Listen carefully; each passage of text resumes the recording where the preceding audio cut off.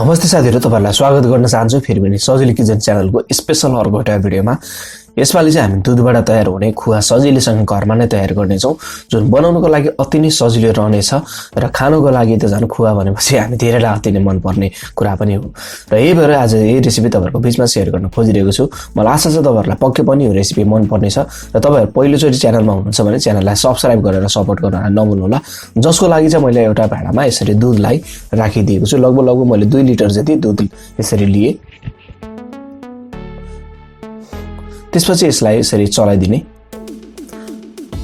र खुवा चाहिँ अलिकति बाक्लो भाँडामा नै बनाउँदाखेरिमा राम्रो हुने गर्दछ। यसरी बीचबीचमा यसलाई चलाउँदै तयार गर्नुपर्छ। र यसले चाहिँ हाम्रो बाक्लोपना यो गाढापना यसरी आउँदै गर्ने गर्दछ। र यतिको मात्रामा तयार भइरहेको छ। लगभग आधा जति दूध घटि पनि सकेको छ। तपाईहरुले सोशल मिडियामा फेसबुक इन्स्टाग्राममा तपाईहरुले सजिलो किचनको रूपमा फलो गर्नलाई पनि नभुल्नु होला। र जति हुन्छ हाम्रो खुवा चाहिँ यसरी चलाउँदै तयार गर्ने हो। कन्टिन्यू रूपमा चलाइरहनु पर्ने हुन्छ। यतिको मात्रामा बाक्लो भइ पनि रहेको छ।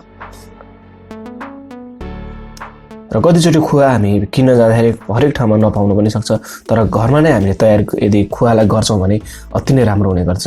र यतिको मात्रामा खुवा तयार हुन पनि थालिसकेको छ। र यति भएपछि लगभग हाम्रो खुवा तयार हुन थाल्यो। र मैले चाहिँ अब यसलाई यसरी एउटा बलमा यसरी निकालेर तयार गरेको छु।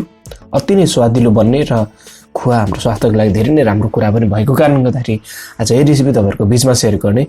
आजको कोसिस तपाईहरुलाई कस्तो लाग्यो? मन परेको छ भने भिडियोलाई लाइक गर्नुहोस्, च्यानललाई सब्स्क्राइब गर्नुहोस् र कमेन्ट कुनै पनि भएमा लेख्नलाई नभुल्नु होला।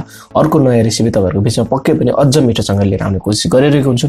तबसम्मको लागि नमस्ते।